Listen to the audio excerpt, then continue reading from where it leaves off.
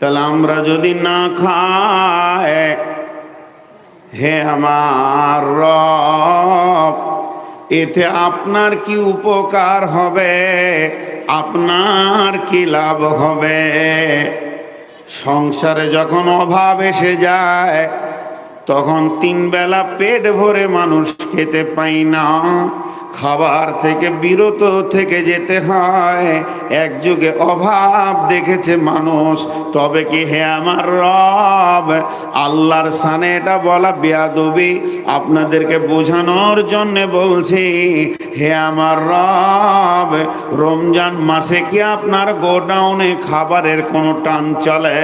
তাই আপনি বান্দাদেরকে না খাইয়ে দিনটা পার করেছেন, ইবাদতটা এই পেটে নিয়ে করেছেন জি না? কাগজ কলম নিয়ে বসে দেখবেন রমজান মাসে অন্য মাসের থেকে 1.5 খরচা হয়ে যায়, বরং কম হয় না, বেশি হয়।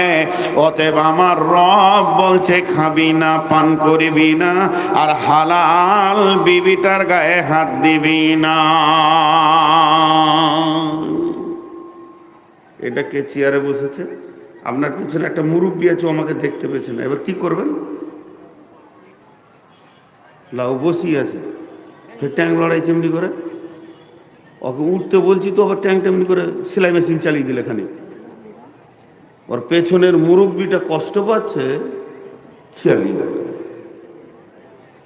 দেখেন, প্রশ্ন একটা থেকে গেল, চলেন আর একটু আগে যাই।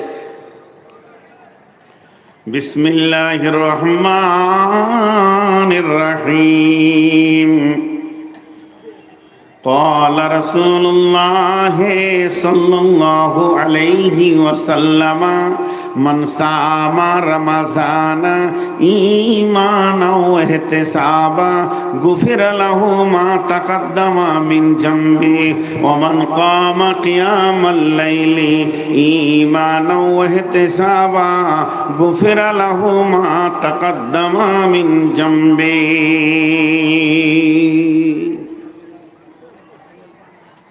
একটা উদাহরণ দিব, উদাহরণটা মন দিয়ে শুনলে সব প্রশ্নের উত্তর ওখানে ভ্যানিশ হয়ে যাবে।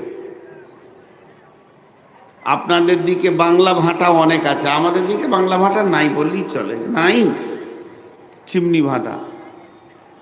তো মাটি ঢেরি লাগা আছে, মাটি ট্রাক্টরে ঢেলে দিয়েছে, ইট বানাবে। মিস্ত্রি এসে ওই মাটিতে 2-4 বালতি পানি মেরে দিলে, ছেলেটা হারিয়ে গেছে। আহারে, তোরা ক ভাই রে? বিস্কুটও তো দিয়েছে। কি নাম? এই দেখেন ছেলেটা কার? কাঁদছে, নিয়ে যান। আহারে, স্টেজে আছে, নিয়ে যান। এই ছেলে পিলে আর হারাইলে এগুলো নিয়ে আসবেন না, সমস্যা বটে সব। এবার উদাহরণটা মন দিয়ে শোনেন। মিস্ত্রি এলো যে ইট বানাবে, 2-4 বালতি দিয়ে কোপ মারতে শুরু করেছে, মাটিতে কোপ মারছে। তখন মাটি মিস্ত্রিকে বলছে, তোর কি দোষ করলাম যে আমাকে কোপাইছিস কেন? তো মিস্ত্রি উত্তরে বলছে, চুপ কর, তোরই দাম বাড়বে। দাম তোরই বাড়বে, কোপ খেয়েছিস তুই, তো দাম তোরই বাড়বে। কোপ দেওয়া হয়ে গেল, কিছু বালু মেরে দিল, আবার পানি দিয়ে লাত মারতে শুরু করেছে। লাত মারলে দাম কমে না বাড়ে? কেউ যদি উঠে এসে আমার চোপাতে 2 লাত মেরে দেয়, আমার দাম বাড়বে না কমবে? দাম কমে যাবে। কিন্তু ওই মাটিতে যখন মিস্ত্রি লাত মারতে শুরু করেছে, একদম লাতের ওপরে লাত চালিয়ে যাচ্ছে, মাটি বলছে, ভাই আমি তোর বকরি চুরি করেছি না খাসি চুরি করেছি না গরু চুরি করেছি, এত লাত মারছিস? বলে, ধৈর্য ধর, দাম তোরই বাড়বে, তুই বুঝছিস না। লাত মারা হয়ে গেল, ফরমান তামাতে ভরে দিয়ে 2টা গোঁতা মেরে দিলে তখনও রাগ মিটেনি। তারপরে রোদে শুকাতে দিয়েছে, টনটনে হয়ে শুকিয়ে গেল। ভাইরা আমার, রোদে জ্বলে গেলাম, পুড়ে গেলাম, শুকিয়ে গেলাম, ঠান্ডায় দে বলে না, চলবে না, যত শুকাবি তোরই দাম বাড়বে। এরপরে ওটাকে ভাঁটাতে চড়াতে শুরু করেছে। ভাঁটায় যখন থক থক করে দিয়ে কালো কয়লাগুলো পাশে এসেছে, ইট বুঝে নিয়েছে এই বস্তুটা এমন একটা বস্তু ও নিজে জ্বলবে আর একজনকে জ্বালিয়ে পুড়িয়ে ছাড়বে। তখন মিস্ত্রিকে বলছে, ভাই কি এমন অন্যায় করেছি, তুমি আমাকে জ্বালাবে পোড়াবে কেন? মিস্ত্রি বলছে, চুপ কর, যত ভালো পুড়বি তত দাম বাড়বে, আর ছালট হবি তা তোর মূল্য কমে যাবে। এরপরে দাও দাও করে 7 দিন 10 দিন জ্বলে গেল। আগুনে ইটটা লাল সুন্দর হয়ে বের হয়ে এসেছে। তখন মসজিদওয়ালা, মাদ্রাসাওয়ালা, স্কুলওয়ালা কিনতে গেছে, ইট বুঝে ফেলেছে কত কষ্ট করে আমি কোপ খেয়ে লাত খেয়ে শুকিয়ে ভাঁটিতে পুরে এত দূর এসেছে, তাই আমার দাম এতটাই বেড়েছে।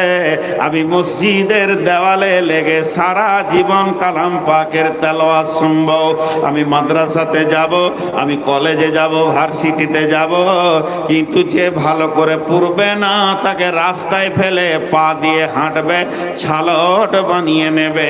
তাহলে মাটি জানতো না যে তাকে কি বানানো হচ্ছে, কিন্তু যে বানাবে সে জানে কত গলা লাত লাগবে, কতক্ষণ পোড়াতে হবে, কত গলা কোপ লাগবে। তাই আমার আল্লাহ বলছেন, তোদেরকে না খাইয়ে রেখেছে, তুই কি মানবি তুই জানিস না, আমি আল্লাহ তোকে বানাচ্ছি রে, ধৈর্য ধরে থাক। ভোগ লাগবে তাও খাবি না, পিয়াস লাগবে পানি পান করবি না, মনের বাসনা আসবে স্ত্রীর গায়ে হাত দিবি না। যখন তুই আমার এই ডাইসের ভিতরে চলে আসতে পারবি, তাহলে তোরা কি হবি শুনেলে, আমি এই ইবাদতটা বানিয়েছি এই জন্য, লাআল্লাকুম তাত্তাকুন, যাতে করে তোরা মুত্তাকি হয়ে যাবি রে। আমি রোজাকে এমন ফরমা তৈরি করেছি তোদেরকে মুত্তাকি বানানোর জন্য করেছি, তোরা হবি না আমি বানিয়ে লিব, তোরা হবি না আমি বানিয়ে লিব। জি, কিছু ট্যালেন্টেড শিক্ষক আছে যাদের কাছে বহু শিখার আছে। আমার একটাই মেয়ে যখন 3 বছর 3.5 বছর বয়স, প্রাইভেট দিয়েছিলাম ওকে একা। যিনি পড়িয়েছেন তিনি দুনিয়াতে নাই, অনেক বড় শিক্ষিত মানুষ, ভালো শিক্ষিত মানুষ ছিলেন, চলে গেছেন। তো একদিন আমার মেয়ের সঙ্গে ও কথা বলছে আর আমি শুনছি, আমাকে বললো 2টা সিলেট লাগবে, তাই দিব, 2টা সিলেট লাগবে তো দিব। তো একটা সিলেটে ও লিখেছে এ। আমার মেয়েকে বলছে, আজকে পড়াশোনা হবে না, ম্যাজিক খেলা চলবে, খালি কে জিততে পারে কে হারতে পারে। আমি সিলেটে কি লিখবো তোমাকে বলতে হবে, আমি লুকিয়ে লিখছি। লুকিয়ে লিখছে না, ওকে একটু টাড়া করে দেখাইছে, যে উল্টিয়ে দিলে ছেলেটা। তখন আমার মেয়েটা বলছে, বলতে পারবো বলতে পারবো, এটাতে এ আছে, মানে ওকে এ বলাবে। তো মাস্টার বলছে এ আছে, এটা তো শুনবো না, কি আছে তোমার সিলেটে লেখো তো। বাচ্চা ছেলে তো খেলে খেলে খেলে খেলে খেলে এত সুন্দর করে ওকে শিখিয়েছিল। ট্রেনিং প্রাপ্ত শিশু, ট্রেনিং প্রাপ্ত মানুষ ছিলেন। তুই যে 2 ঘন্টা পড়ছে এটাও ভাবতে পারতো না। তো আল্লাহ তাবারক ওয়া তাআলা বলছে, তোদেরকে আমি মুত্তাকি বানাচ্ছি, তোরা ভাবতে পারছিস না, তোরা ভাবতে পারছিস না, আপার লেভেলের একটা গ্রেট মাল তৈরি করছি আমি। এর জন্য রোজাকে এইভাবে বানিয়েছি। যেমন একটা কথা হাদিসে আছে, যখন তুমি সালাত আদায় করবে তো তুমি মনে মনে নিয়ত করো আমি আল্লাহকে দেখছি, যদি না পারো তো এটাও মনে করো আমার রব আমাকে দেখছে। সালাত আদায় করার সময় তুমি নিয়ত করো যে আমার রবকে আমি দেখছি। যদি তা অত বড় আপার লেভেলের না হয়, তোর থেকে লোয়ার পার হচ্ছে, নিয়ত করো আমার রব আমাকে দেখছে। এটা হচ্ছে সালাতের ভিতরে মনের অবস্থা রাখতে হবে। আপনি ভুলে যাবেন, আমি ভুলে যাব। এর জন্য আমার নবী সালাতের ভিতরে তাকবীরগুলো এমন করে ফিটিং করেছে যাতে করে ওই যা ভাবটা, মনের ভাবটা যেন ভেসে ওঠে। সালাতের তাকবীর কি? আল্লাহু আকবার, আল্লাহু আকবার, আল্লাহু আকবার, আল্লাহু আকবার, আল্লাহু আকবার, আল্লাহু আকবার, আল্লাহু আকবার, আল্লাহু আকবার। সলাতের যত রুকুন চেঞ্জ করবেন খালি আল্লাহু আকবার শব্দ বলতে হবে, অন্য তাকবীর চলবে না। কিন্তু রুকু থেকে ওঠার সময় নবীজি আল্লাহু আকবারটাকে সরিয়ে দিয়ে একটা নতুন ভাষা দিয়ে দিলেন, সামি আল্লাহু লিমান হামিদা। তার মানে এটা বান্দা বলছেন, সামি আল্লাহ, আমার আল্লাহ শুনছেন, হুলিমান হামিদা, সামি আল্লাহ, আমার ওই আল্লাহ শুনছেন। কি শুনছেন? লিমান হামিদা, আমি তার যা প্রশংসা করছি। তার মানে প্রতি রিকাতে একবার করে আল্লাহ হাজির আছে, আমরা জবান দিয়ে স্বীকার করি। আমাদের মন ধ্যান থাক আর না থাক, মন ধ্যান থাক আর না থাক, আমরা অটোমেটিক বলি। সলাটটা এমনভাবে নবীজি ফিটিং করেছেন যে ওই হাদিসটার কাছে যেন ছাওয়া লেগে যায়, আমার আল্লাহ আমাকে দেখছে, এই কথাটা যেন হয়ে যায়। তার জন্য ওটা বলছে সামি আল্লাহু লিমান হামিদা। প্রতি রিকাতে একবার তুমি বলো, তোমার আল্লাহ তোমার সামনে রয়েছে, তার স্বীকারোক্তি হয়ে যাবে। আর তুমিও বিশ্বাস করো যে আমার আল্লাহ আমার সামনে শুনছে, তাহলে সলাটটা কবুলিয়াতের প্ল্যাটফর্মে পৌঁছে যাবে।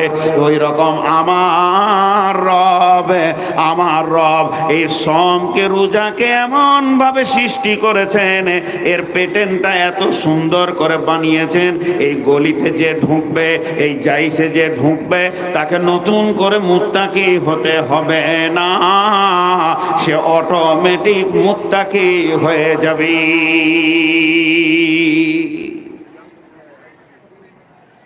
আমার ভিতরে যোগ্যতা আছে, আমাকে খুঁজে বের করে দিচ্ছে কে?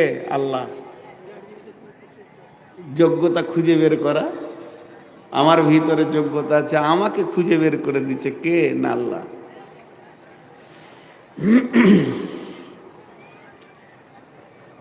রমজান মাস রোজা রেখেছেন, হঠাৎ মায়ের অসুখ, ওষুধ আপনি রেখেছেন ধুলিয়ানে, ফার্মেসি বলছে গোটা ধুলিয়ানে চ্যালেঞ্জে ওষুধ পাবেন না, বহরমপুর যেতে হবে। মারলেন দৌড়। মা অসুস্থ, ছেলে বসে থাকতে পারে? রোজা রেখেই বহরমপুর, ওষুধ পেলেন 12টায়, নামছেন 2টার সময় বল্লালপুর হাটে। স্টেজ গাড়ি থেকে নেমে নদী পার হয়ে আপনি টোটো ধরে এসে বাড়ি ঢুকছেন, তখন হিস ফিসিয়ে মুখ লাল, এক গিলাস পানি নাই, এক ঢোক পানি নাই, সেই ভোরে খেয়েছেন, ক্লান্ত, গরম। বিবিকে ইশারা করে ডেকে বলছেন, আই তো একবার সাবমার্সেলটা চালিয়ে দে, লুঙ্গিটা নিয়ে তো গোসলটা করি।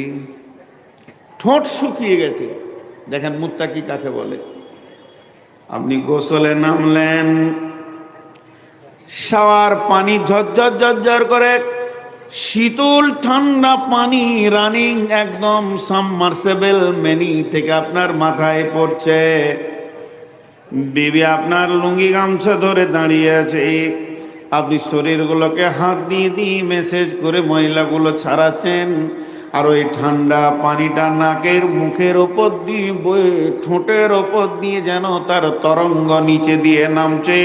যখন পানিটা ঠোঁটের দিকে আসে তখন মুখটাকে আপনি আরো চেপে ধরছেন যাতে করে যেন ভিতরে না ঢুকে যায়। এটাকে পৃথিবীর কেউ জানে না। 3 ঘোঁট পানি যদি আপনি আমি খেয়ে নিই, আল্লাহ ছাড়া কেউ জানবে না। আমিটা যে ভিতরে পানিটা আসতে দিলাম না, এটা মানুষের ভয় নয়, এটা রবের ভয়ের জন্য করেছি। শুধু তাই নয়, এবার 2 রেখাত 4 রেখাত সালাত আদায় করলাম। সালাত আদায় করে ঘরের ভিতরে শুয়ে গেলাম। খাটের ওপরে ফ্যানটা হালকা করে ছেড়ে দিয়েছে, একটা ভিজে গামছাকে গায়ের ওপরে নিয়েছি, আর সহ্য হচ্ছে না। কিন্তু খাটের নিচে মাছ আছে, মাংস আছে, রুটি আছে, ভাত আছে, আর সামনে ফ্রিজে কোল্ড ড্রিঙ্কস আছে, কোকোকোলা আছে, থামস আপ আছে, ম্যাঙ্গো জুস আছে, ঠান্ডা পানি আছে, রসগোল্লা আছে, ল্যাংচা আছে, চমচম আছে, আর ঘরের দরজা লাগানো আছে, পর্দা টানা আছে, হুড়কা লাগানো আছে। পৃথিবীর কেউ জানবে না। যদি আপনি একটা পেট ভরে খেয়ে নেন, কেউ বুঝবে না। তারপরও সামান্য ন্যূনতম মুখে আমি দিছি না তো কেন? এর উত্তর হবে একমাত্র আল্লাহর ভয়। আপনার দিল তখন বলছে, আমি রোজা তো বিবির জন্য রাখিনি, মায়ের জন্য রাখিনি, ভাইয়ের জন্য রাখিনি, ছেলে মেয়ের জন্য রাখিনি, আমি যার জন্য রোজা রেখেছি 1 ঘুঁট খেলে সেই আল্লাহ আমার রোজা কবুল করবে না। সেটা তো গেলই গেল। আপনি জওয়ান, বিবিও জওয়ান, 2 জন পাশাপাশি শুয়ে দুপুর বেলায় গল্প করছি, একটু হাসি খেলা করে সময়টা কাটিয়ে নিলাম, কিন্তু মনটা আর আমি গভীরে নিয়ে গেলাম না। কেন? আমার রব মানা করেছে ওই মেয়েটির গায়ে তুই হালাতে রোজাতে হাত দিবি না। তাহলে আমি ভাত থেকে বাঁচলাম, রুটি থেকে বাঁচলাম, মাছ মাংস থেকে বাঁচলাম, কোল্ড ড্রিঙ্কস থেকে বাঁচলাম, পানি থেকে বাঁচলাম। শুধু তাই নয়, নারীও থেকে নিজেকে বাঁচালাম। আমার আল্লাহ বলছে, এবার তুই কাগজ কলম নিয়ে বসে যা রে বান্দা, আমি তোকে মুত্তাকি বানিয়েছি কি না তুই দেখ। কত সুন্দর তুই পরেজগার হয়ে গেছিস। রমজান মাসে বিবির সঙ্গে একটু হাসি খেলার কথা করে নিয়েছি, রাত্রিতে আমাকে সাহারি খেতে হবে, এর জন্য আমি ভোরবেলায় গোসল সেরে নিয়েছি। কারণ গোসল সেরে আমাকে নিতেই হবে রোজার জন্য সময় থাকলে। তাহলে আমার রব বলছে, একটিবার ভেবে দেখ আমি যেমনটা মুসলমান তোদেরকে চাইছি তোরা হয়েছিস কিনা। তাহলে আমার রোজা এমন একটা ডাইস, আমার রোজা এমন একটা ফরমা, এর ভিতরে যে ঢুকবে সেই মুত্তাকি হয়ে যাবে।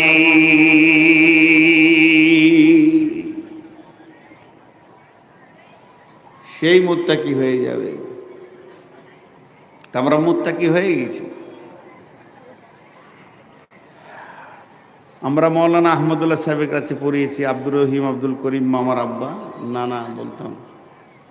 তো ওনার কাছে কোনো সবক যদি শিখতে যেতাম, ধরেন কথার জন্য বলছি, ছেলে বাচ্চা অবস্থায় পড়েছি ওনার কাছে, একবারে শিশু, আলিফ বা পড়েছি, আলিফ বা তা সা পড়েছি।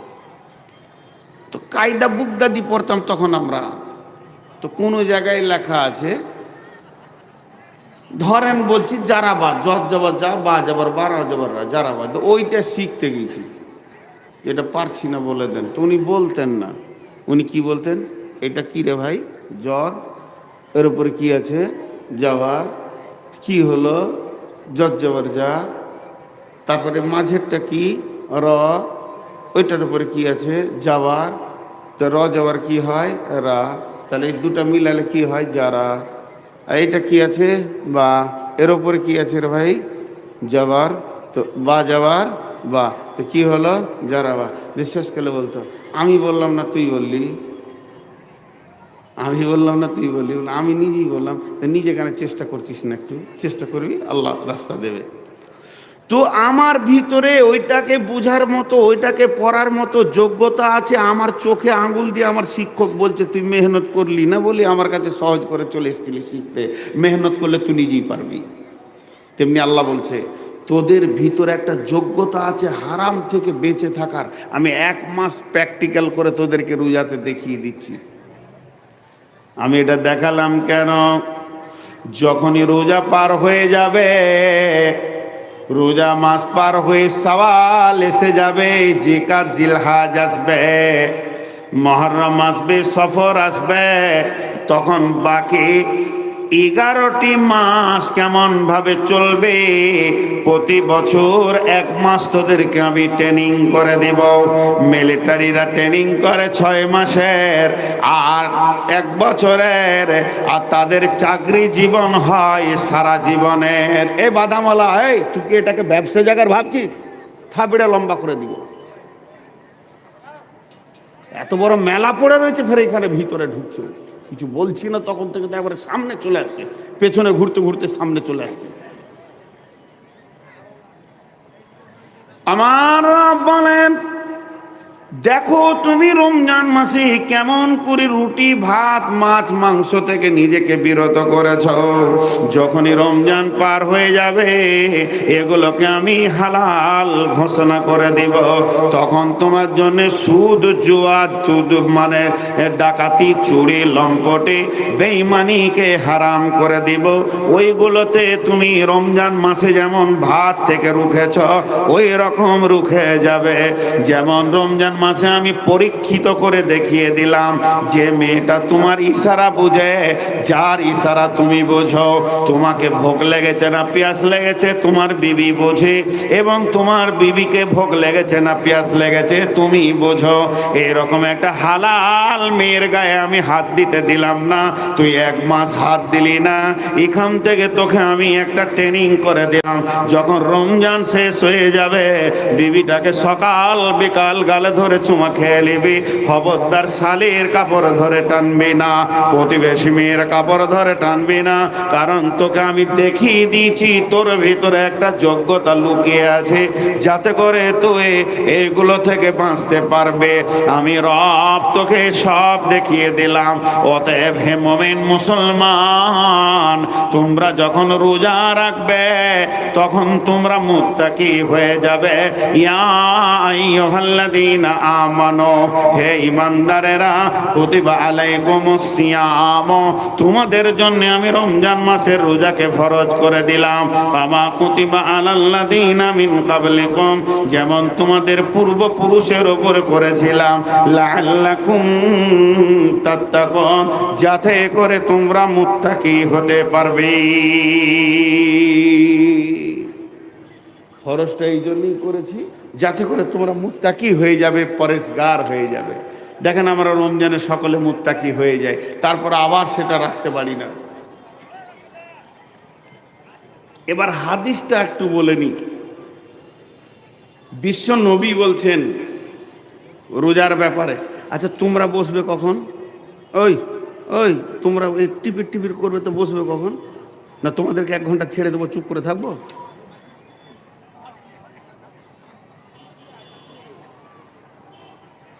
ইউটিউবাররা উপকার বড় করছে, কারণ এখন বায়ান করছি অসময়ে আপনারা শুনতে পেয়েছেন, এটা খারাপ নয়, এটা কাজের কাজ হচ্ছে। মরে গেলেও আপনারা শুনবেন, কিন্তু ওরা হুঁশ করছে না, যখন বকছে তো কাকা আগে থেকে ঠিক করে রাখি। আর একদিনও বলবে না যে মৌলভী সাহেব চলেন আমার ঘরে মুরগা দিয়ে ভাত খান, জীবনে বলবেন ওরা। একটা সময় খেপা কোথাকার একটা পান্নেও দেখা করে না, তাহলে জান জ্বালিয়ে ছেড়ে দেয়। তো হাদিসটার ভিতরে কি লুকানো রয়েছে শর্ত দেখেন। বিশ্বনবী বলছেন, মান সামা রমাযানা ঈমানা ওয়া ইহতিসাবা গুফিরা লাহু মা তাকাদ্দামা মিন জামবি।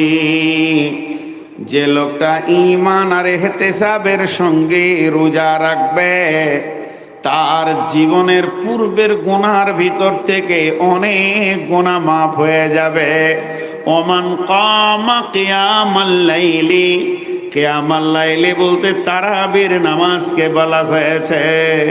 যারা রমজান মাসে তারাবির নামাজকে ঠিক মতো আদায় করে নেবে, গুফিরা লাহু মা তাকাদ্দামা মিন জামবি, তার পূর্বের গুনাহগুলির ভিতরে অনেক গুনাহ মাফ হয়ে যাবে।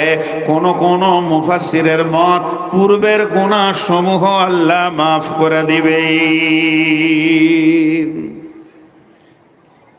হাদিসটা জয়ীফ না সেই মৌলানা? ও মৌলানা নাই, চলে গেল। তাহলে এটা সেই হাদিস বলা হয়েছে বুখারীর। আমি ভাবছি মৌলানা চলে গেলেন, খেতে গেলেন নাকি? আচ্ছা, তো এটা হচ্ছে সেই হাদিস। এখন আপনাদের সঙ্গে আমার একটা প্রশ্ন, রমজান মাসে রোজা রাখবো, জীবনের গুনাহ মাপ, ভেজাল চুকে গেল, সারা বছর আবার চুরি বাটপাড়ি করবো, রোজা রেখে নেব? কথাটা বোঝাতে পারলেন কিনা? রমজান মাসে রোজা রাখলে যদি জীবনের গুনাহ মাপ হয়, যদি শব্দ ব্যবহার করলে গুনাহ হবে, কারণ রসুল বলেছেন মাপ হবে তো হবেই।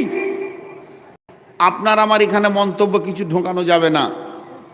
আমি রমজানের 30টা রোজা যেমন করে নবীজি রেখেছেন অমনি করে রাখলাম, যেমন করে নবীজি তারাবি পড়েছেন অমনি করে তারাবি পড়ে নিলাম। আমার জীবনের গুনাহ মাপ কেউ কেউ বলছে, আর কেউ বলছে অনেক গুনাহ মাপ। যাই হোক, মাপ হলো।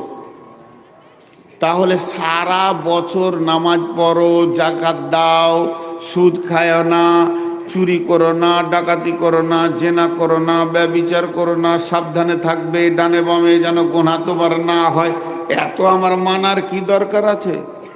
আমি সহজ করে যেটা বুঝি, আমার মাথায় যেটা আছে সহজ ভাষা, সেটা কি? সারা বছর চুরি করব, ডাকাতি করব, বেঈমানি করব, লম্পটি করব, সুদ খাবো, লুটে নিব, যা মন যাবে তাই করব, কোটিপতি হয়ে যাব, 2-4টা মার্ডার করব, মাস্তানি করব। আর যেদিন পশ্চিম দিকে রমজানের চাঁদ উঠে যাবে, সুন্দর করে কেয়া সাবান দিয়ে গোসল করে মসজিদ ঢুকে যাব, ফেরেশতা বেনে যাব, 1 মাস আর কিছু করব না, ঈদ পরে নিব, আবার বের হয়ে যাব বেঈমানি লাইনে। এটাই আমার হলো বুদ্ধি, কারণ রমজান মাসে সব গুনাহ মাফ হয়ে যাবে। বুদ্ধিটা ঠিক আছে না ভুল আছে? এতগুলো লোক কেউ কথা বলছে না। বুদ্ধিটা ঠিক না ভুল? দেখো, আর আগেই বুঝে লেছে আমার ভাইনারা। জি, যুক্তিটা ঠিক আছে, কিন্তু এর ভিতরে রসুল 2টা জিনিস বলেছেন, এটা আমরা কেউ খেয়াল করিনি। রোজাটা রাখতে হবে, ওই রোজার সঙ্গে 2টি জিনিস থাকতে হবে। যে রোজার সাথে 2টি জিনিস নাই, ওটাকে রোজা বলা যাবে না। রমজান মাসে যেমন খেয়ে নিলে রোজা হবে না, পানি পান করলে রোজা হবে না, স্ত্রী ব্যবহার করলে রোজা হবে না, আর যে রোজাতে 2টি জিনিস না মিশানো থাকবে ওটাও রোজা হবে না। নবীজি 2টি জিনিস বলেছেন, একটা হচ্ছে ঈমানা, আর একটা হচ্ছে ইহতিসাবা। ঈমান আর ইহতিসাব, এই 2টি যে রোজাতে নাই, ওকে রোজা বলা যাবে না। ঈমান থাকতে হবে রোজাতে, ইহতিসাব থাকতে হবে। যে নামাজে ঈমান নাই, ও নামাজ কবুল নাই। একটা হিন্দুর ছেলে যদি উজু করে আমাদের সঙ্গে নামাজে ঢুকে যায় এবং 4 রাকাত নামাজ সুন্দর করে দোয়া পড়ে পড়ে নেয়, নামাজ কবুল হবে না। কারণ বেঈমান হালাতে কোনো আমল কবুল হতে পারে না। আগে ঈমান কবুল করতে হবে, তারপরে সমস্ত আমল কবুল হবে। ওই রকম বন্ধুরে, আমার নবী রোজার ভিতরে 2টি শর্ত ভরে দিয়েছেন, একটা হলো ঈমানা আর একটা হলো ইহতিসাবা। ঈমান আর ইহতিসাব, এই 2টি জিনিস যে রোজাতে নাই, ওই রোজা কবুল হবে না।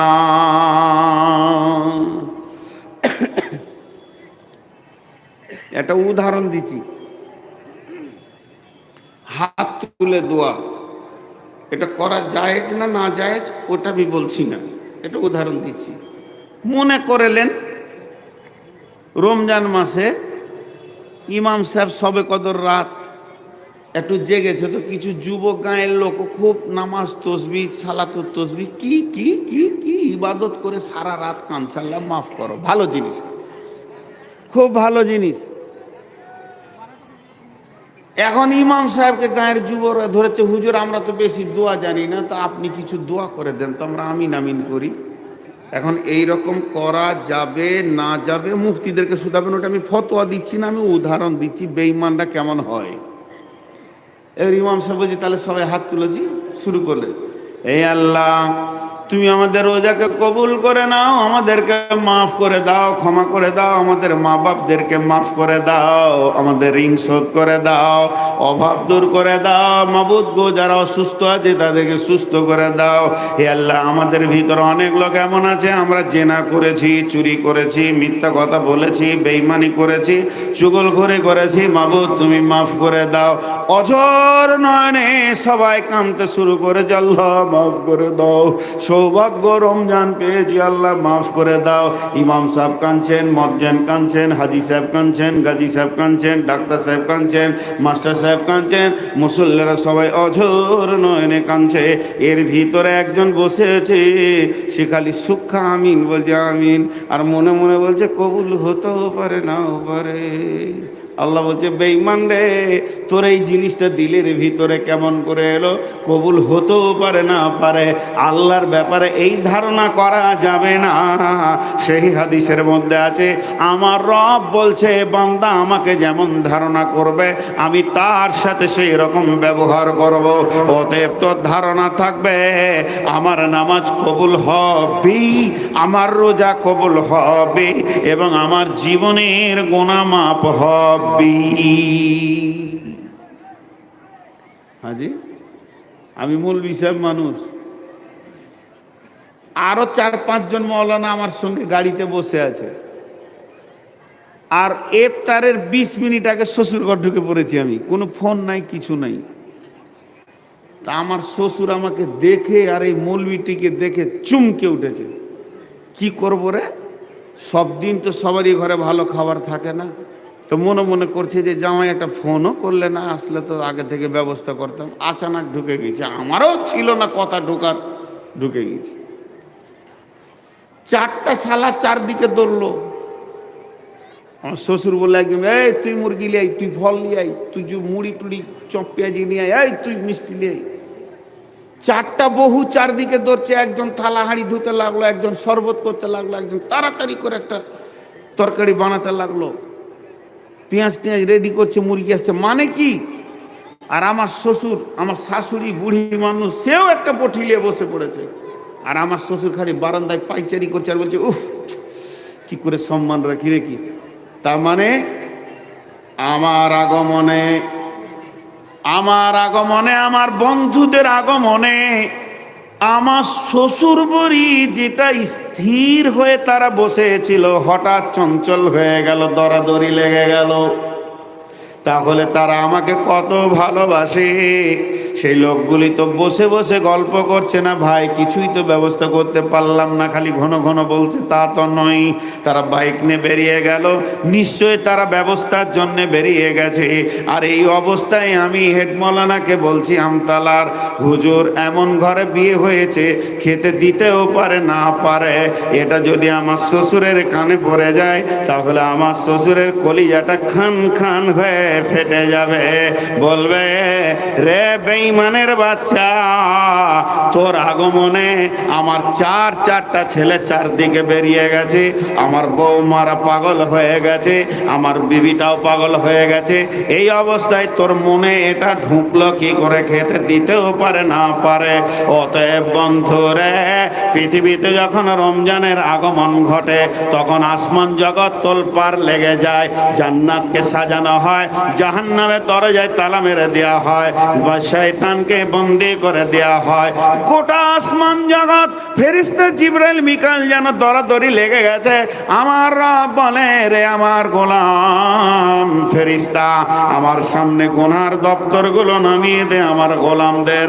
আমার গোলামরা রোজা রাখবে আর আমি গোটা মাস তাদের মাফ নিয়ে ব্যস্ত থাকবো রে। আমার আল্লাহ মাফের জন্য নতুন কেবিন তৈরি করে দিয়ে ব্যস্ততায় পড়ে যায়। আর এই অবস্থায় যদি কোনো গোলাম মনে করে আমার রোজা কবুল হতে পারে না পারে, এর মতো বড় বেঈমান আর পৃথিবীতে হতে পারে না। আমার আল্লাহর দিলে অনেক চোট লেগে যায়। গোলাম রে, তোর মাফের জন্যই আমার এত বড় আয়োজন, আর তোর দিলের ভিতরে কেন এত নোংরা কথাটা ঢুকে রয়েছে, এটাকে তুই দিল দিয়ে সাফ করে দে। এর জন্য বিশ্বনবী বলছেন, যখন রমজানের আগমন ঘটে যায় তখন জেনে লাও আল্লাহর মাফের আগমন ঘটে যায়। অতএব তুমি ঈমানের সঙ্গে রোজা রাখবে। ঈমানটাকে সারা বিশ্বের কার রোজা কবুল হলো আর না হলো এটা আমার দেখার দরকার নাই। আমার রোজাটা কবুল হবেই, এটা 100% বিশ্বাস রেখে তুমি রোজা শুরু করে দাও। আমার রবের নবী বলছেন তোমার পূর্বের গুনাহ মাফ হয়ে যাবে।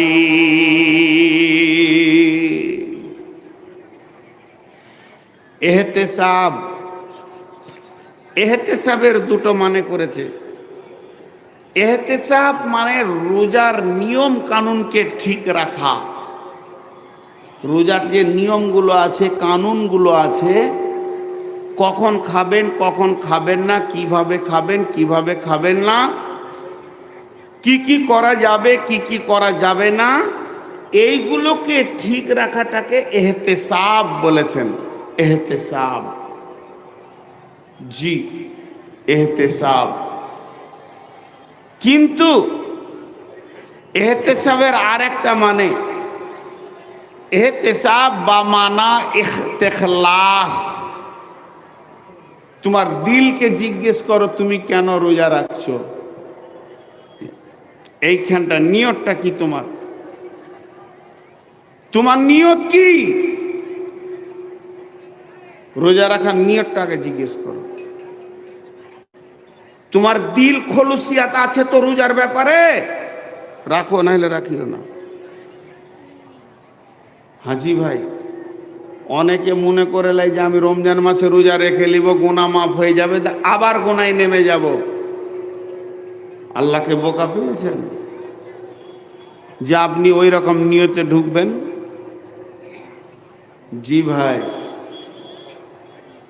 কিছু লোক আছে দেখবেন রমজানে ঢুকবে আর ঈদের দিনে বার হয়ে চলে যায়। যায় কি যায় না? আরে হ্যাঁ না বলে না, যায় কি যায় না? রমজান মাসে চাঁদ উঠলো, মসজিদ ঢুকে গেল, তারাবি পড়ছে, রোজা রাখছে, ঘন ঘন মসজিদ যেছে, ঘন ঘন ফতোয়া জিজ্ঞেস করছে, আর মসজিদে শুই শুই সময় কাটাচ্ছে। মনে হচ্ছে যেন এর মতো মুসাল্লি আর কেউ নাই। যখনই রোজা 25টা হয়ে গেল, আর মাত্র 5 দিন, রোজা 26টা হয়ে গেল, আর 4 দিন, রোজা 30টা হয়ে গেল, ঈদের চাঁদ উঠে গেল। সকালবেলায় উঠে গোসল করে আতর খুশবু পরে নতুন জামা পরে ঈদগাহে গিয়ে ঈদের নামাজ পড়ে নিয়ে ঈদের মসজিদে বিড়বিড় করে বলছে, মসজিদ রে তোর কাছে অনেক দিন এসেছিলাম, মাফ করে দিবি, বেঁচে থাকলে আগামী রমজানে দেখবো আর মসজিদ ঢুকবো না, পারলে জুমার দিনে আসবো, যদি কাজ থাকে তো আর আসবো না। এই বলে যারা বিদায় নিল এরা প্রকৃত রোজাদার নয়। আল্লাহ রসুল বলছে তোমার কাছে এহতেসাব নাই, অতএব তোমার রোজা কবুল হবে না। এইরকম লোক আপনাদের এলাকায় আছে? এই মৌলানা, ওই আমার পরে কে আছে? হ্যাঁ, নিয়ে আসে না, যে আছে ওকে নিয়ে আসে। আস্তে আস্তে সময় চলে যাবে। কথাটা দেখেন কেমন। আমার ওধার থেকে ফোন আসছে, সরাসরি বলে দিচ্ছি, ভালো কথা, চাপ দিয়ে নিয়েছেন। আমি একদম 9:30 বাজবে তো উঠে হাঁটা দিব, তখন বলবেন না যে কেন মাইক ছেড়ে দিয়েছেন। তার আগে বক্তা নিয়ে আসেন। এই জায়গাটা 1 মিনিট বোঝেন, একটা উদাহরণ দিব। উদাহরণ, আরে ভাই আপনারা আপসে কথা বলিয়েন না। আমার আজকে প্রকৃত জালসা হচ্ছে শ্যামুলতলা, ফারাক্কার ওই পারে শ্যামুলতলা মাদ্রাসার জালসা। প্রায় 11 মাস আগে ডেট নিয়েছে, এনারা ডেট চেঞ্জ করে খুব চাপ সৃষ্টি, সন্ধ্যার সময়ও আসেন। আর এখন আমার শরীর চলছে না, লোক ভাববে যে 2টো করে জালসা করে ইনকামে নেমেছে। তারপরে আমার আগে মাগরিব পর একটা বাচ্চা ছেলে মোরগের বাং মারছিল, ওকে যদি পাই তো ওকে আমি খানিক গিলে খাবো।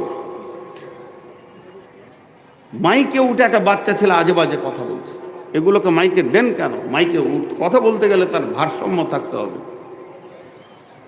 তো মান সম্মান রেখে আসলেও বিপদ, বললে মা মার খাবে, না বললে বাপ বিড়াল খাবে, এই অবস্থা হয়ে গেছে। হাতে পায়ে ধরে নিয়ে আসছে, আবার উল্টো কথা শুনতে হচ্ছে যে 2টো জালসা করে ইনকাম করে। ওগুলো কথা বাদ দেন। এখন আমি যেটা বলছি, এহতেসাবের একটা উদাহরণ দিচ্ছি। টিউ দেখেছেন? সাইকেলের টিউ। টিউ দেখে নিব, আপনার একটু মুখ খুললে ভালো লাগে, বাংলাদেশের লোক মুখ খুলে তো ভালো লাগে। সাইকেলের টিউ দেখেছেন না? তো টিউ এর একটা নজেল আছে, ওই নজেলে পাম্পার সিরিঞ্চির ভোলপিনেরটাকে লাগিয়ে দিয়েছে টিপে, যে পাম্প করছে। ওই ফাঁস ফাঁস 2 ঘন্টা পাম্প করছে, কিন্তু পাম্প হচ্ছে না। তো ঘেমে ক্লান্ত হয়ে ঘাম ফেলে বসে আছে। এমন সময় এক মুরব্বী হেঁটে আসছে, বলছে দাদু পাম্প যে হয় না। বলে কেন রে? তো জোরে জোরে কর। তো জোরে মারছে, তো ফুস। তো দাদু লাঠি করে বলছে তোর টিউ যে কাটা রে, 1 ইঞ্চি কাটা আছে, বেশি লয়। টিউটা নতুন, 1 ইঞ্চি কাটা কি করে আছে? ও নিজে কেটেছে, এমনি কাটা আছে, ও দেখেনি তা লয়। টিউটা নতুন টিউ, ও টিউটা কেনার পর আবার বিসমিল্লাহ বলে কেটেছে, বিসমিল্লাহির রহমানির রহিম, 1 ইঞ্চি কেটে দিয়েছে, তারপরে পাম্প করতে লেগেছে। ছেলেটা বৈজ্ঞানিক হবে কি হবে না বলে? এতগুলো লোক কি বলে? ওর দাদু বলছে তোর যা বুদ্ধি রে, তুই বৈজ্ঞানিক হয়ে যাবি, সরকার তোকে খুঁজছে, গবেষণায় লাগাবে। টিউ কেটে দিয়ে পাম্প করিস তুই। কথাটা বোঝাতে পারলাম? টিউ কেটে দিয়ে পাম্প করলে পাম্প হবে? জোরে বলেন, হবে? কতদিনে হবে? যদি সূরা ইয়াসিন পড়ে পাম্প করে। টিউ কেটে দিয়ে যদি কেউ পাম্প করে, 1 দিনে হবে না, 2 দিনে হবে না, 1 বছরে হবে না, 20 বছরে হবে না, সারা জীবন হবে না। যদি কালাম পাকের তেলাওয়াত করতে করতে পাম্প করে হবে না, ক্লান্ত হয়ে মরে যাবে, তাও টিউ পাম্প হবে না। অতএব যে লোকটি রোজার প্রথমে ঢুকে আর নিয়ত করে লাই 30 রমজানের পর আর মসজিদে থাকবো না, ওই লোকটা কাটা টিউয়ে পাম মারছে, একটাও রোজা কবুল হবে না। এর জন্য নবীজি বলছেন ওই হেতে সাহাবা, তুই ওই মসজিদে ঢোকার আগে নিয়তটাকে ঠিক কর। বামানা ইখতিলাস, যেদিন 30টা রোজা হবে সেদিন মসজিদ থেকে বেরিয়ে যাবে, আর কুত্তার লেজ যেমন ছিল আবার ওই রকম তুই হয়ে যাবে। এই নিয়তে যদি তুই মসজিদে ঢুকেছিস, তাহলে তোর একটা রোজা কবুল হয়নি, বরং তুই কাটা টিউয়ে পাম করে চলে যাচ্ছিস, পাগল। ওই লোকটা রোজা কবুল হবে যে লোকটা নিয়ত করবে, মাবুদ আমার নসিব ভালো যে আমার মওত হয়ে যায়নি, আমি এত গুনাহ করেছি আকাশ পর্যন্ত ঠেকিয়ে দিয়েছি, হে মাবুদ আমার গুনাহ মাপ, আমার গুনাহ এত বেশি হয়ে গেছে যে আকাশ চুম্বি হয়ে গেছে। অতএব মাবুদের আমার নসিব ভালো যে আমি রমজানকে পেয়ে গেছি, অতএব আল্লাহ তুমি মাফ করে দাও, আর ওই গুনহার দিকে 2 বার যাব না। রোজা আমাকে মসজিদে ভরেছে, আর আমি রোজার পর মসজিদ থেকে বের হব না। হে মাবুদ এটা আমার বড় নসিব, আমি মসজিদ পেয়েছি, আল্লাহ পেয়েছি, আর মসজিদ থেকে বের হব না। নবীজি বলছেন হে উম্মত তুমি নিশ্চিত হয়ে যাও, তোমার বিগত জীবনের গুনাহ মাফ হয়ে গেছে।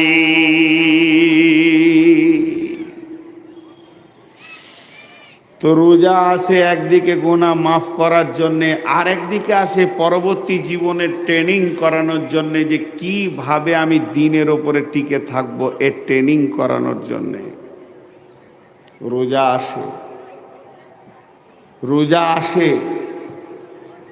খুব আমরা ভাবি, বিষয়গুলো একটু ভাবলে পেয়ে যাব, বেশি চিন্তা করতে হবে না, হালকার মধ্যে পেয়ে যাব। রমজানে সব মসজিদে ভিড় লেগে যায়, আর এই ভিড় দেখে কত মানুষ আনন্দিত হয়, খুশি হয় যে মাশাআল্লাহ মাশাআল্লাহ, জমশেদ ঢুকেছে, খলিল ঢুকেছে, হবিব ঢুকেছে, কালু ঢুকেছে, ভুট্টু ঢুকেছে, জমিরুল ঢুকেছে। কিন্তু যে মাল কটা চিটিংবাজ কেউ বুঝতে পারে না, একমাত্র আল্লাহ বুঝে। জি,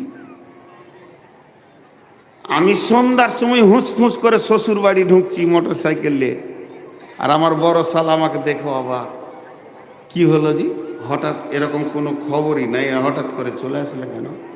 তা আমি বলছি ভাই, আমি খুব সমস্যায় পড়ে এসেছি, আমি খুব সমস্যায় পড়ে এসেছি। রোড সাইডে আমার বাড়ির সামনে একদম 3 কাটা 4 কাটা জায়গা বিক্রি হচ্ছে, 4-5-এ 20 লক্ষ টাকা আমার সঙ্গে কথা হয়ে গেছে, আর লোক ওটা 6 লাখ করে দিয়ে দাঁড়িয়ে আছে। শুধু আমি বয়না দিয়েছি বলি ওর দাম বাড়াতে পারছে না, তো বলছে রাতের মধ্যে যদি টাকা দিবি তো তোকে দিব, না হলে দিব না, চাপ সৃষ্টি করেছে।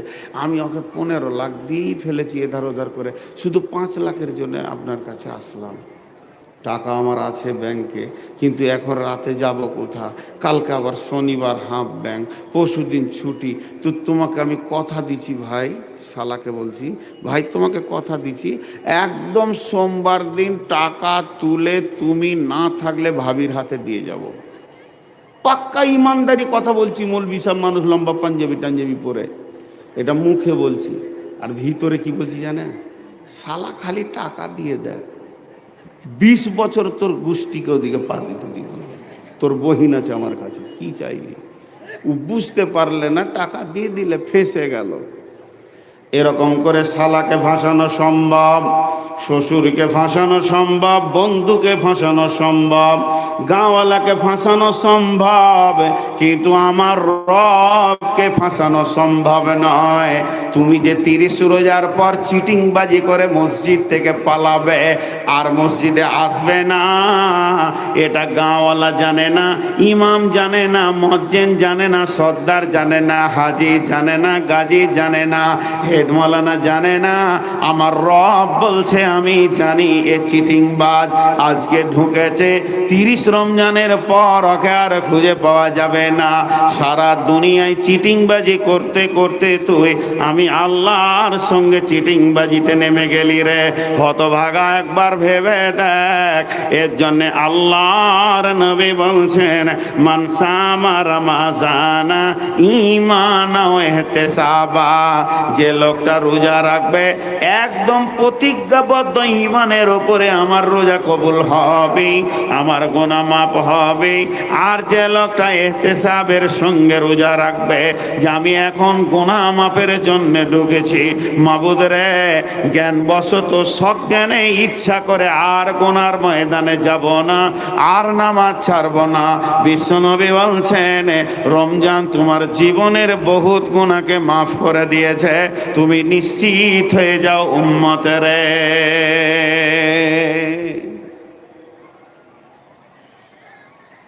আমরা রমজান মাসটাকে খালি জানি রোজার মাস, ওইটাই প্রচলন বেশি হয়ে গেছে।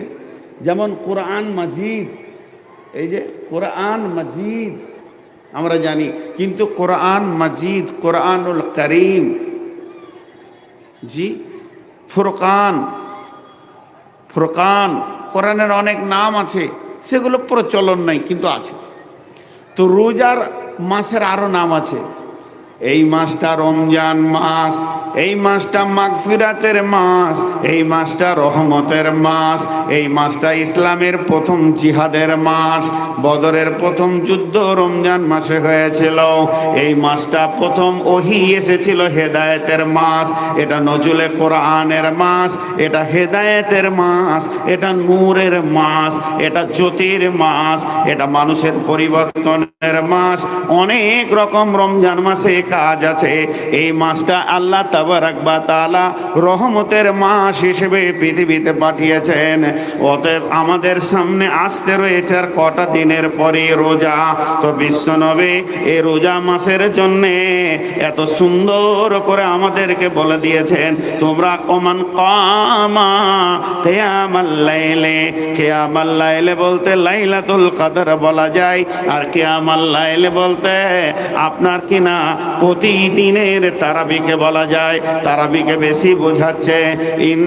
ইন্না আনজালনাহু ফি লাইলাতিল কদরি ওয়া মা আদরাকা মা লাইলাতুল কদরি, লাইলাতুল কদরি খায়রুম মিন আলফি শাহর, তানাজ্জালুল মালাইকাতু ওয়ার রূহু ফিহা বিইذনি রাব্বিহিম মিন কুল্লি আমর, সালামুন হিয়া হাত্তা মাতলাইল ফজর। হাজার মাসের থেকেও ভালো। ইসলামের সৌদানিয়ে আসলো ধারায় রমজান, ভোরের আগে নিয়ত বান্ধ, ভুল করো না মুসলমান। ইসলামের সৌদানিয়ে আসল ধারায় রমজান, ভোরের আগে নিয়ত বান্ধ, ভুল করো না মুসলমান। রমজানের 30 রোজা মাফ হবে তোর গুনার বোঝা। রমজানের 30 রোজা মাপ হবে তোর গুনার বোঝা। মাসুম শিশুর মতো আল্লাহ জীবন তোমায় করবে দান। ইসলামের সৌদানিয়ে আসল ধারায় রমজান, ভোরের আগে নিয়ত বন্ধ, ভুল করো না মুসলমান। এই মাসেতে একটি রাত্রি শবে কদর নামটি যার, হাজার মাসের সেরা সেরাত ঘুচাই পাপীর দুঃখ ভার। এই রাতেরই উপাসনা আল্লাহর প্রিয় নজরানা, এ রাতেতে নাজিল হলো নবীর উপর পাক কুরআন। ইসলামের সৌদানিয়ে আসল ধারায় রমজান, ভোরের আগে নিয়ত বান্ধ, ভুল করো না মুসলমান।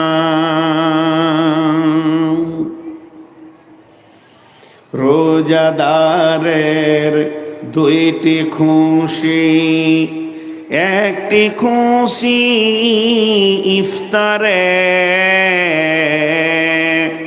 অপরটি হায় আল্লাহর দিদার রোজ হাসরের প্রান্তরে। জি না, পায়ে ধরেছি, এখান থেকে উঠে চলে যাবো, আমাকে যদি কেটে দেয় তাও চলে যাবো। বেঈমান আমার সঙ্গে বেঈমানি করছে। মাইকে বল, হাজি ভাই একটা মানুষের পায়ে ধরছি আমি, পায়ে, এই পা দুটা এই আলমের, যে আমি 9:30 বেশি দিব না, তারপরেও মানছে না।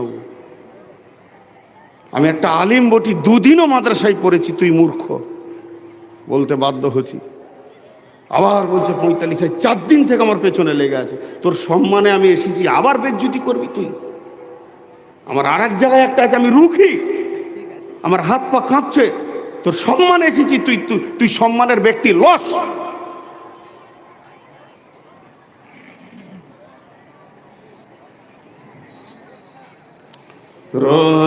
রোজাদারের দুইটি খুশি, একটি খুশি ইফতারে,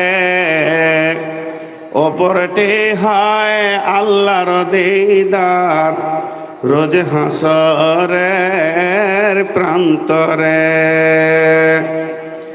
এত সুন্দর মধুর ডাকে যে জন সদা লুকিয়ে থাকে, রোজ হাসরে কানবে সেদিন, পাবে না কো আল্লাহর দান। ইসলামেরি সওদা নিয়ে আসল ধরাই রমজান, ভোরের আগে নিয়ত বন্ধ ভুল করো না মুসলমান। বেহেশতেরি 8 দরজা, রাইয়ান নামে একটি দ্বার, সে দ্বারেতে ঢুকবে কেবল যারাই আল্লাহর রোজাদার। রোজাদারের মুখের ঘ্রাণ মৃগনাভির খুশবু সমান, তাই তো এদের এত আদর করেন প্রভু রহমান। ইসলামের এই সওদা নিয়ে আসল ধারায় রমজান, ভোরের আগে নিয়ত বন্ধ ভুল করো না মুসলমান। তাহলে রোজা কি করলো? রোজা আমাদেরকে মুত্তাকি বানিয়ে ছেড়ে দিল। এবার আমাদেরকে যদি মুত্তাকি থাকতে হয় তো আমার আল্লাহ বলছেন, লাইসাল বিররা আন তুওয়াল্লু ওজুহাকুম কিবালাল মাশরিকি ওয়াল মাগরিবি ওয়ালাকিন্নাল বিররা মান আমানা বিল্লাহি। ওকে ঈমানদার বলা যাবে না, ওই ব্যক্তিকে ঈমানদার বলা যাবে না সে খালি পূর্ব পশ্চিমে সাজদা করে দেবে, তাকে ঈমানদার বলা যাবে না। অর্থাৎ শুধু নামাজ পড়লে ঈমানদার নয়, মুনাফিকরাও নামাজ পড়েছে, রসুলের পেছনে নামাজ পড়েছে, প্রমাণ আছে, তাদেরকে ঈমানদার বলা যাবে না। মুনাফিকরাও নামাজ পড়েছে, অতএব তাদেরকে ঈমানদার বলা যাবে না। ওয়ালাকিন্নাল বিররা, যদি তুমি ভালো হতে চাও 5টা জিনিসের উপরে ঈমান রাখো। মান আমানা বিল্লাহি ওয়াল ইয়াউমিল আখিরি ওয়াল মালাইকাতি ওয়াল কিতাবি ওয়ান নাবিয়্যিন।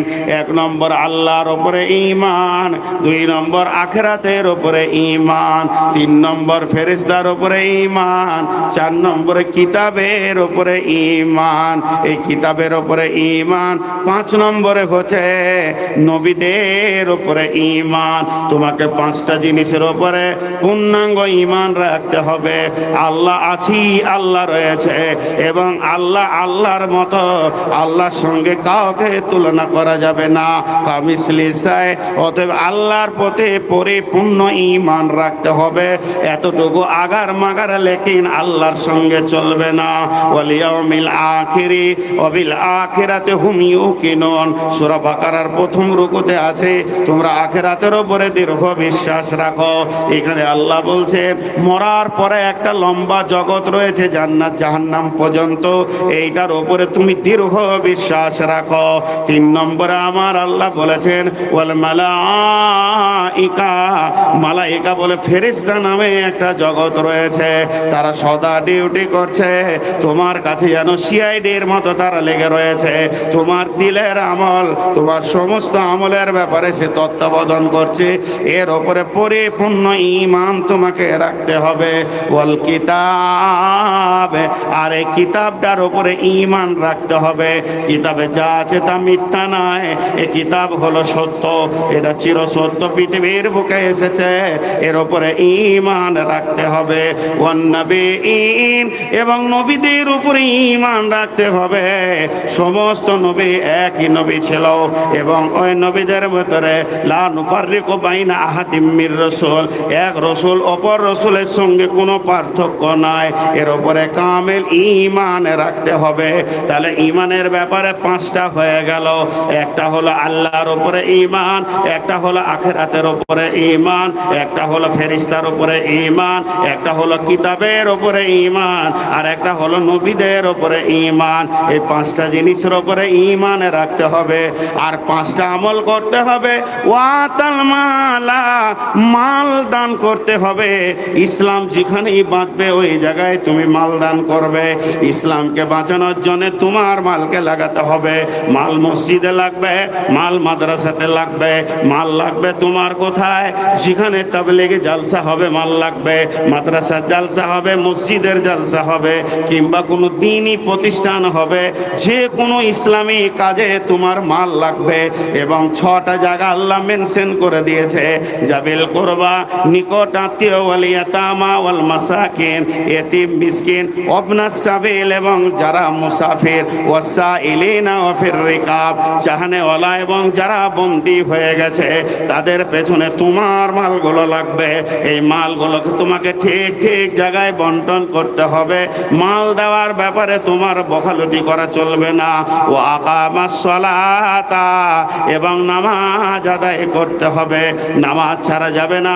মুমিন কোনোদিন বেনামাজি হতে পারে না, আর বেনামাজি কোনোদিন মুমিন হতে পারে না। ও আতাজ যাকাতা, এবং যাকাত তোমাদেরকে দিতে হবে। যাদের মাল হয়ে গেছে, মেকদার এসে গেছে, পরিমাণ হয়ে গেছে, তাদেরকে তোমাদেরকে যাকাত দিতে হবে। ওয়াল মুফুনা বিআহদিহিম ইজা আহাদু, যখন কারোর সঙ্গে কোনো ওয়াদা করবে সেই ওয়াদাটাকে তোমাকে পূরণ করতে হবে। ওয়াদা খিলাফকারী কোনোদিন মুত্তাকি হতে পারে না। কাউকে দেখা করার ওয়াদা করেছো, কারোর সঙ্গে যাওয়ার ওয়াদা করেছো, কাউকে কিছু মাল দেওয়ার ওয়াদা করেছো, কেউ তোমার কাছে ঋণ টাকা পাবে, তাকে বলেছো কালকে দিয়ে দেব। যেমন যেমন তুমি ওয়াদা করবে ওয়াদাকে পূরণ করতে হবে। ওয়াসসাবিরিনা ফিল বাসাই ওয়াদ-দাররাই, বিপদ আপদে এবং জিহাদের ময়দানে তোমাকে ধৈর্য ধরতে হবে। তাহলে আমল হলো 5টা, ঈমান হলো 5টা। আমল 5টা কি কি? মাল দান করতে হবে, নামাজ পড়তে হবে, যাকাত দিতে হবে, ওয়াদা পূরণ করতে হবে, বিপদ আপদে জিহাদে ধৈর্য ধরতে হবে। ঈমান 5টা কি? আল্লাহর উপরে ঈমান, আখিরাতের উপরে ঈমান, ফেরেশতার উপরে ঈমান, কিতাবের উপরে ঈমান, নবীদের উপরে ঈমান। এই 10টা 5 5 10, 5টা আমল আর 5টা ঈমান, এই টোটাল 10টাকে এক জায়গায় করার পর আমার আল্লাহ বলছেন উলাইকাল্লাযীনা সাদাকু, এই লোকগুলো আমার কাছে প্রকৃত সত্য, এরা মিথ্যাবাদী নয়। ওয়া উলাইকা হুমুল মুত্তাকুন, এরাই হচ্ছে সমাজে মুত্তাকি।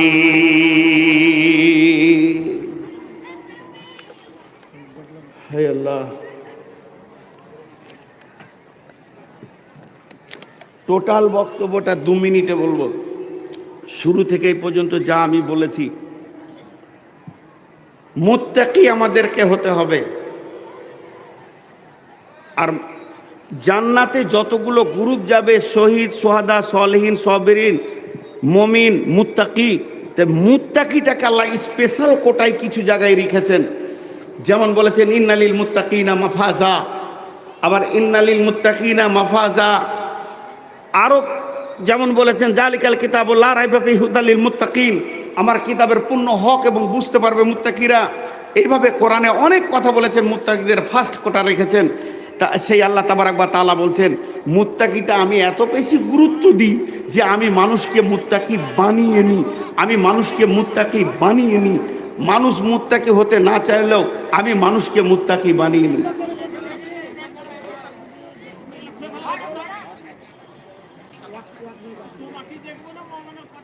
তো দেখেন, নামাজি বানিয়ে নি এটা বলেননি, কালামওয়ালা বানিয়ে নি এটা বলেননি, তবে সবই আল্লাহ করেন।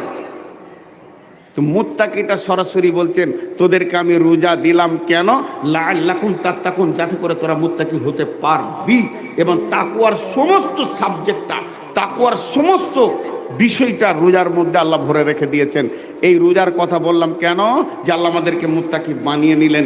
এরপরে আল্লাহ বানিয়ে যখন ছেড়ে দিলেন, এটাকে তো আমাদেরকে রাখতে হবে, এটা তো হাত ছাড়া করে দিলে হবে না। আমার পকেটে আপনি 200 টাকা দিয়ে দিয়েছেন, 500 টাকা, 10,000 টাকা দিয়ে দিয়েছেন, আমাকে পাঠিয়ে দিয়েছেন মালদা বহরমপুর যা, তো ওইটাকে তো সাবধানে রাখতে হবে আমাকে।